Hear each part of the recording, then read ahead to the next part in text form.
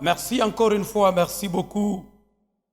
Je salue mon père spirituel, apôtre Jean-Paul Kasweka, depuis le Canada. Je salue aussi le pasteur Guy Kasweka, aussi depuis le Canada. Je salue l'apôtre Paul Mukendi, depuis le Canada, nos aînés spirituels, nos pères.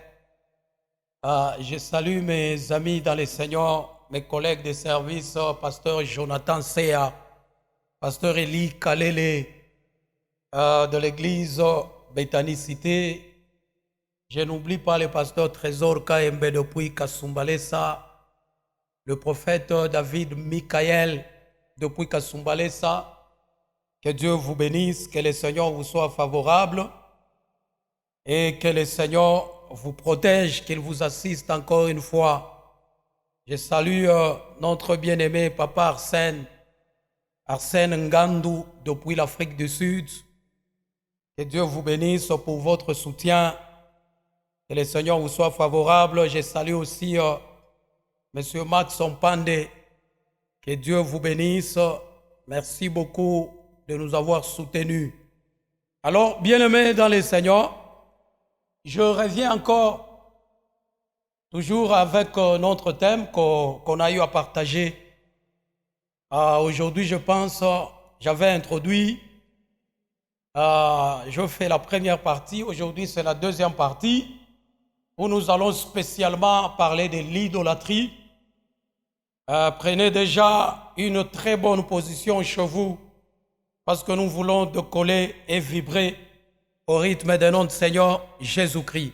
Alors aujourd'hui, nous allons beaucoup plus toucher l'idolâtrie. Alléluia. J'avais dit, quand nous adorons, Dieu devient le numéro 1 dans tout ce que nous faisons. Dans nos choix, dans nos décisions et dans notre emploi du temps. Il devient le numéro 1. Nous entrons aujourd'hui dans des formes religieuses qui nous éloignent de Dieu, où nous adorons la créature au lieu d'adorer le Créateur. Ça devient plus compliqué. Alléluia. Alors, nous prenons un livre. Nous allons lire le livre de Colossiens, chapitre 3, le verset 5. Colossiens 3, 5.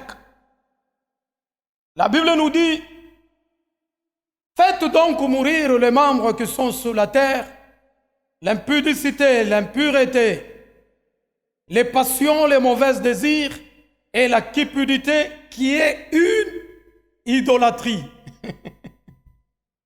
Donc là, la Bible nous parle de la cupidité comme une idolâtrie. Donc la cupidité, c'est quoi? La cupidité, c'est l'amour exagéré de l'argent. Avoir l'argent n'est pas mauvais. Mais l'amour exagéré de l'argent, c'est ce que nous appelons cupidité, selon la Bible. Et la Bible nous dit ici, faites donc mourir les membres qui sont sur la terre, l'impudicité, l'impureté, les passions, le mauvais désir et la cupidité qui est une idolâtrie. Alléluia. Alors, la terre est remplie d'actes d'adoration centrés sur ce que l'homme lui-même a choisi comme son Dieu. L'homme lui-même. La fois passée, bien-aimé, dans l'enseignement que j'ai donné sur le Saint-Esprit, j'avais parlé de deux arbres qui se retrouvent dans le jardin. Il y avait l'arbre de vie, l'arbre de la connaissance du bien et du mal. L'homme était à un endroit précieux. Je ne sais pas, bien aimé, l'homme a été piqué par quel moustique, où il abandonne la vie pour aller vers la mort. Alléluia. L'homme s'est fait un choix de lui-même. La Bible nous dit, je mets deux chemins devant vous. Le chemin de la vie et le chemin de la mort. choisissez.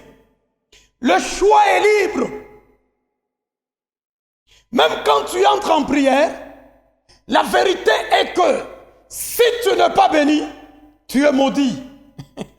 Il y a toujours eu deux choses, la bénédiction et la malédiction, l'adoration et l'idolâtrie, une femme et un homme.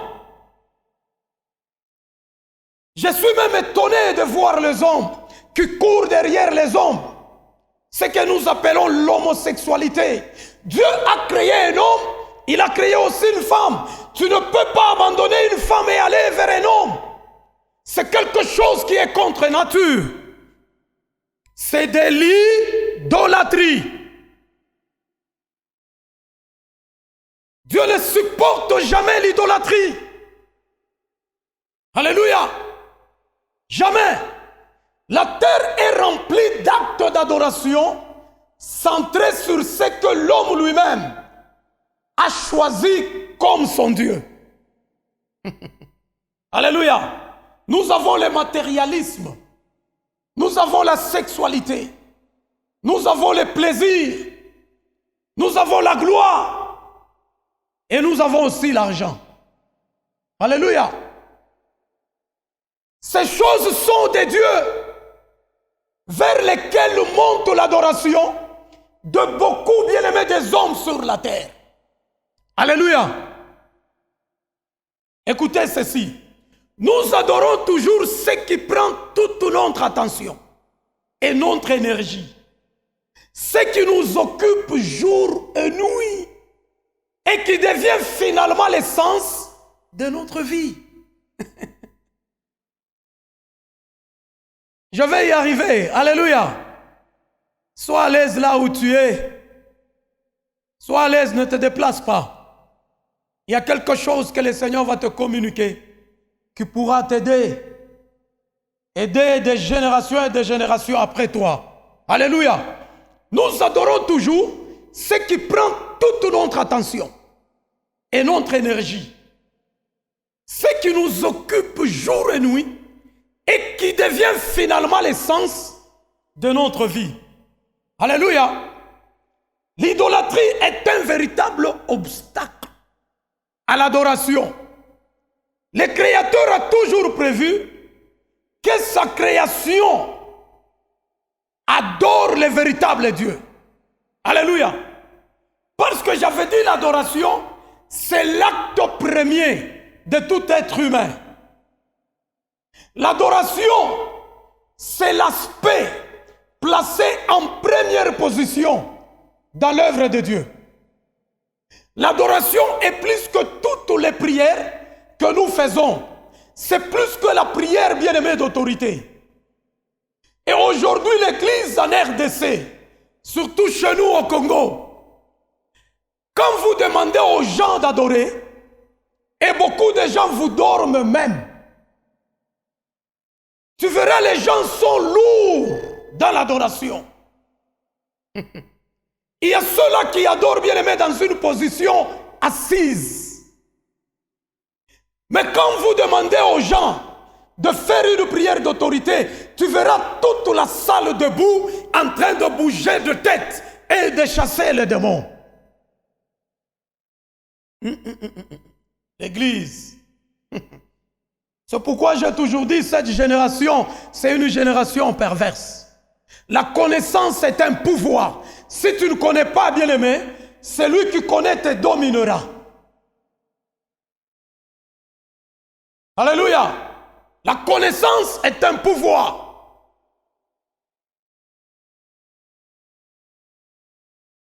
Quand on vous demande de faire une prière d'autorité, là où vous vous mettez debout, vous bougez de tête, vous marchez, vous piétinez les diables, vous les chassez.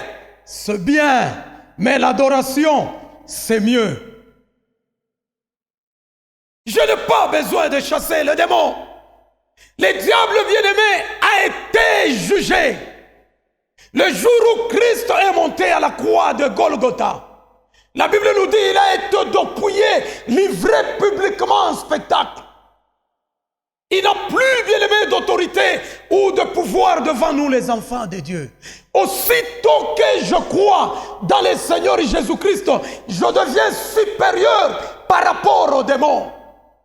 Même les démons de ma ville connaissent. Si je descends, ils savent que qu'un homme de Dieu est descendu. Il nous laisse la place. Alléluia. Apprenons à élever le ciel. Apprenons à adorer au lieu de perdre de temps à chasser les démons. Tous les jours chasser les démons.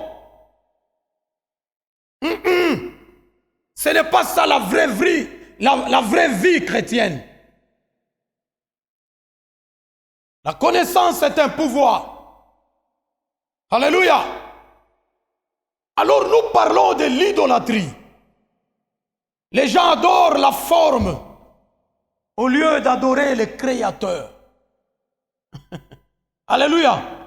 Alors aujourd'hui, nous allons voir aussi où nous conduit l'idolâtrie. Ça nous amène où? La première des choses, l'idolâtrie irrite Dieu. Selon Jérémie 25, 6 à 7. L'idolâtrie irrite Dieu. Nous allons bien aimer lire rapidement cette portion d'écriture et c'est là que le Seigneur va encore nous aider. Alléluia, nous sommes dans le livre de Jérémie, chapitre 25. Le verset 6, la Bible nous dit, n'allez pas après d'autres dieux pour le servir et pour vous prosterner devant eux. Ne m'irritez pas par l'ouvrage de vos mains, et je ne vous ferai aucun mal. L'idolâtrie irrite Dieu. Comprenez bien ce verset. N'allez pas après d'autres dieux pour les servir et pour vous prosterner devant eux. Ne m'irritez pas par l'ouvrage de vos mains, et je ne vous ferai aucun mal. Alléluia. Donc l'idolâtrie irrite Dieu. Quand tu adores une idole, tu es en train d'irriter Dieu. Et Dieu te fera le mal. Il dit, quand tu ne feras pas ça, je ne te ferai aucun mal. C'est-à-dire, quand tu le feras, il te fera du mal. Ça, c'est la première des choses. Quand tu adores une photo, tu adores une statue, tu adores un leader politique, tu es en train d'irriter Dieu. Dieu est jaloux de nous.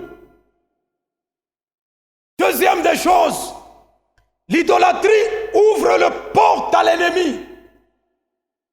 Combien de mariages sont détruits aujourd'hui? Combien de maisons détruites aujourd'hui? Combien de vies gâchées à cause de l'idolâtrie? Alléluia. Quand je vais vous expliquer, bien aimé, les catégories dans l'idolâtrie, vous allez comprendre. Combien de maisons détruites, combien de garçons, de filles ont bousillé leur vie à cause de l'idolâtrie. Même un téléphone peut être ton idole. J'ai rencontré plusieurs garçons qui disent à des filles, je t'adore. La fille devient ton idole. On ne dit jamais à un homme, je t'adore. L'adoration appartient au ciel. L'idolâtrie ouvre le porte à l'ennemi.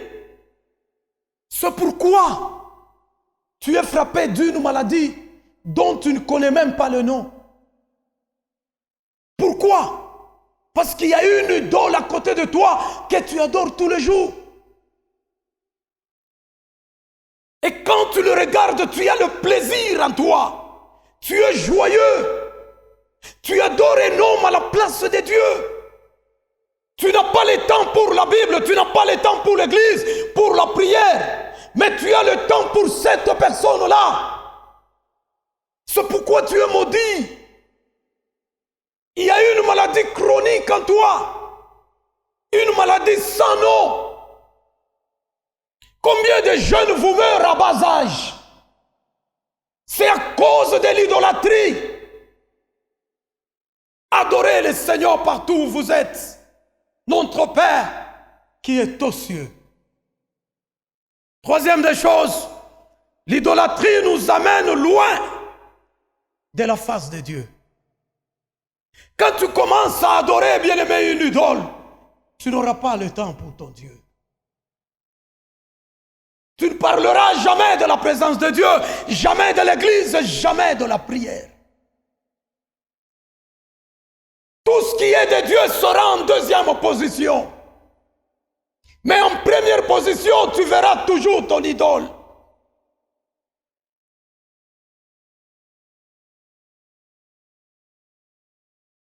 Alléluia. Quelqu'un est parti loin de la face de Dieu. Il n'a pas le temps pour Dieu. Il te dira, je suis chrétien, j'ai la foi, mais en lui, il n'y a rien de Dieu. À cause de l'idolâtrie. Combien de femmes s'absentent facilement à l'église pour des séries télévisées? Tu verras la femme devant le poste téléviseur toute la journée, matin, midi et soir. Elle ne fait que regarder les films. Elle n'a pas le temps pour Jésus. Les séries télévisées deviennent ton idole. Ça t'amène loin de la face de Dieu. 4. L'idolâtrie apporte la confusion dans le cœur et dans nos projets. Combien de gens, bien-aimés, sont confus à cause de l'idolâtrie? Là, nous prenons le livre de Psaume 97, le verset 7. Ne te déplace pas, reste là où tu es. Je salue mon fils spirituel Théo Chitea, Kevin Chabanza, Frédéric Checha, Josué Ledoux. Que Dieu vous bénisse, mes fils. Je vous aime. Courage. Alléluia. Nous sommes dans le livre de Psaume 97, le verset 7. Que nous dit la Bible? La Bible nous dit, ils sont confus. Tous ceux qui servent les images, qui se font de gloire des idoles, tous les dieux se prosternent devant lui. Ils sont confus. Alléluia. Et j'avais dit, quand tu adores une idole, tu deviens comme cette idole-là. Alléluia. Parce que quand nous parlons, bien aimés, des idoles comme les statues, ce sont des trucs qui n'ont pas des yeux pour voir, qui n'ont pas des oreilles pour écouter. Alors celui qui adore une idole manque le sens de la vue et manque aussi le sens de l'ouïe. C'est pourquoi il y a des garçons qui n'écoutent jamais leurs parents. Ils n'ont pas le sens de la vue, ils n'ont pas aussi le sens de l'ouïe. Ils n'écouteront jamais. Même quand tu prendras toute une journée à les parlant. Alléluia. Parce qu'un idolâtre, facilement il perd le sens de la vue. Il perd le sens de l'ouïe. C'est quelqu'un qui perd la tête facilement. Alléluia. Et la Bible nous dit, ils sont confus. Les idolâtres sont dans la confusion. Ils pensent qu'ils ont la gloire, mais cependant, ils n'ont pas la gloire. Ils pensent qu'ils sont sages, ils sont intelligents, mais cependant, ils ne sont pas intelligents. Alléluia. C'est là où la Bible nous dit, la prédication de la croix, c'est la folie pour tous ceux qui périssent. Mais pour nous qui sommes sauvés, c'est une puissance. Alléluia. Que Dieu soit loué. Et cinquième des choses, l'idolâtrie conduit les gens au meurtre. Psaume 106. Le verset 38, ça conduit les gens au meurtre. Alléluia. 106, 38. Que nous dit la Bible? Nous allons lire. Ça conduit les gens au meurtre. Ils répandirent les sangs innocents, les sangs de leurs fils et de leurs filles, qu'ils sacrifièrent aux idoles de Canaan. Et le pays fut profané par de meurtres. Nous connaissons de meurtres. Surtout dans notre pays, bien-aimé, la RDC. Il y a de meurtres partout. Et quand tu regardes aujourd'hui, bien-aimé, le poste téléviseur, on ne fait que parler du banditisme. Je vous dis, ce sont les idolâtres. Des gens sans cœur. Comment voulez-vous, un bandit bien-aimé entre dans une famille? Il prend le bébé bien-aimé de cette famille. Il le met dans un seau. Et il couvre le couvercle. Il se met dessus. Et l'enfant en train bien-aimé d'hurler, de crier bien-aimé de douleur et de souffrance dans le seau. De la souffrance dans le seau. Et tu vois le monsieur bandit est calme. Jusqu'à ce que l'enfant meure. Jusqu'à ce que l'enfant expire. En criant, en pleurant. Devant ses parents, ses soeurs et ses frères. On a vécu, bien aimé, ça chez nous au Congo. Le banditisme des gens sans cœur. Quand quelqu'un commence, bien aimé, à devenir idolâtre, c'est fini, il perd la tête et il est capable de connaître, bien aimé, le meurtre. Il est capable de tuer. Le maître ne lui fait rien. On a vu, bien aimé, de bandits. Un bandit qui entre dans une famille, il prend l'enfant et il le met dans un congélateur. Imaginez-vous. Et jusqu'à ce que l'enfant meure. Dans un congélateur. Et il ferme le congélateur. Vous êtes là, parents, ligotés. Vous n'avez rien à faire. Vous entendez votre propre fils en train de crier de douleur jusqu'à ce qu'il meure. L'idolâtrie conduit les gens au meurtre. Parce que vous adorez, bien aimé, les stars de la musique. Vous adorez, bien aimé, les acteurs de films. Vous adorez les leaders politiques. Les leaders chrétiens, ça vous conduit au meurtre. C'est pourquoi chaque fois qu'il y a marche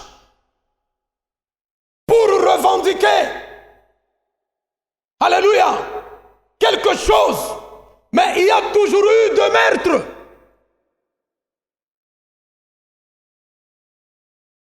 Il y a toujours eu de meurtre. Est-ce que posez-vous la question? Chaque fois que vous organisez de marche, il y a de meurtres partout. Pourquoi? L'idolâtrie conduit les gens au meurtre. Un idolâtre perd l'essence de la tête. La tête seule occupe 4 sens. L'ouïe, la vue, l'odorat et le goût. C'est pourquoi Dagon, devant l'arche de l'alliance, bien-aimé, Dagon s'est prosterné. La deuxième fois, Dagon est tombé et sa tête a été brisée. Un idolâtre a une tête brisée. Alléluia. Et ça conduit au meurtre. 6e, les idolâtres deviennent comme leurs idoles. Ça, je l'ai répété plusieurs fois. Ils deviennent comme leurs idoles. Nous allons prendre juste un verset. C'est Psaume 135. Alléluia. 16. La Bible nous dit, elles ont une bouche, les idoles, et ne parlent point. Elles ont des yeux et ne voient point. Elles ont des oreilles et n'entendent point. Elles n'ont point de souffle dans leur bouche. Ils leur ressemblent ceux qui les fabriquent, tous ceux qui se confient en elles, ils leur ressemblent. Ceux qui les fabriquent, tous ceux qui se confient en elles. Et celui qui fabrique une idole, et celui aussi qui adore une idole, ressemble à cette idole-là.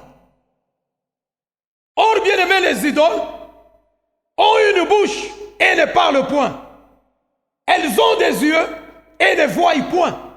C'est pourquoi tu verras, il y a des gens qui ont de bouche, mais qui ne savent plus parler.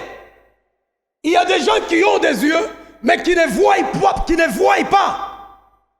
Il y a des gens qui ont des oreilles, mais qui n'entendent point. Et ceux-là qui fabriquent les idoles, et ceux-là qui adorent les idoles, ressemblent bien aimé à ces idoles-là. Oh, ça chauffe, hein? Que le Seigneur nous aide. Alléluia.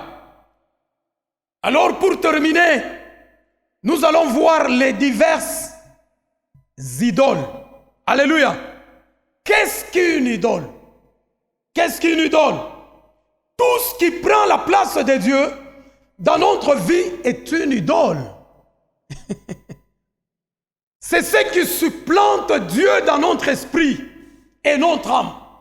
Tout ce qui prend la place de Dieu dans notre vie est une idole. C'est pourquoi Dieu doit toujours prendre la première position dans ta vie si tu veux réussir la vie sur la terre. Alléluia. Les diverses idoles. 1. L'idolâtrie des objets. Certains objets deviennent importants pour nous pour de multiples raisons. Alléluia. Oui, pour de multiples raisons. Peut-être tu as reçu un cadeau d'un tableau, par exemple. Quelqu'un t'a donné un cadeau bien aimé d'un tableau et la personne est déjà décédée il y a longtemps. Tu es resté avec ce tableau, toi-même tu t'es dit, bien aimé dans ton cœur, pour ne plus oublier la personne qui m'avait donné ce cadeau, alors je garde encore ces tableaux ici. Alléluia. Et si quelqu'un essaye de toucher à ce tableau, bien aimé, tu sursautes sur lui, jusqu'au point même de le frapper. Alléluia. C'est-à-dire tu es en train d'adorer ces tableaux, cet objet sans le savoir. Tout ce qui prend la place de Dieu dans notre vie est une idole. Il y a des gens qui ont de bagues. Il y a des gens qui ont de chaînettes en or. Alors tu ne veux jamais voir, bien aimé, quelqu'un toucher à cette chaînette. Si seulement la personne touche, ça devient un problème, ça a un feu. Alléluia. C'est-à-dire, tu adores un objet. Alléluia. Il y a de bagues, il y a de porte-bonheur. Il y a des choses que nous portons, nous disons, ça c'est un porte-bonheur. Porte-bonheur. C'est Jésus qui apporte le bonheur. C'est Jésus, c'est Jésus. Là où tu es, dis-toi que c'est Jésus qui apporte le bonheur. Alléluia. Il y a des statuettes, des tableaux, une image pieuse, un foulard, une boucle d'oreille ou soit un collier. Quelque chose que tu as gardé, bien-aimé. Tu as déjà caché quelque part dans un coin. Tu ne veux pas que personne n'y touche. Sache que tu es en train d'adorer une idole bien-aimée en forme d'objet. Alléluia. Selon Romains, chapitre 1, le verset 21 jusqu'à 25. Nous sommes presque à la fin. Je vais terminer. Romains 1, 21-25. La Bible nous dit quoi? Alléluia. Puisqu'ayant connu Dieu, ils ne l'ont point glorifié comme Dieu et ne lui ont point rendu grâce.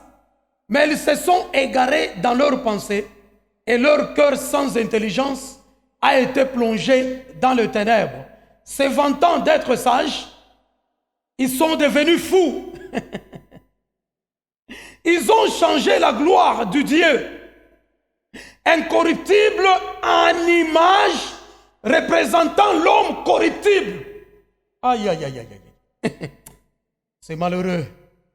Ils nous ont changé la gloire du Dieu incorruptible en image représentant l'homme corruptible, des oiseaux, des quadrupèdes et des reptiles. Il y a des gens qui adorent même les oiseaux. Il y a des gens qui adorent bien aimer les reptiles. Il y a des gens qui adorent les images taillées. Il y a des gens qui adorent des photos, des statues.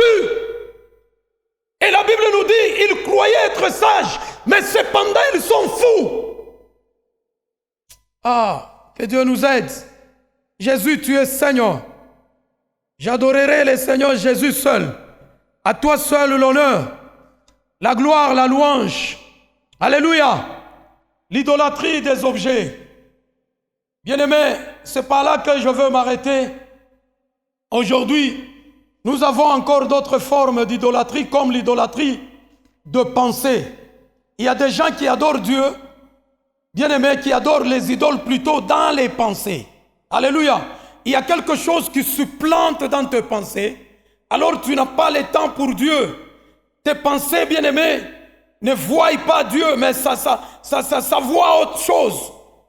C'est une idolâtrie. Il y a l'idolâtrie aussi des hommes. Là, nous allons voir prochainement. Que Dieu vous bénisse et que le Seigneur vous soit favorable. Merci beaucoup et à la prochaine occasion. Merci.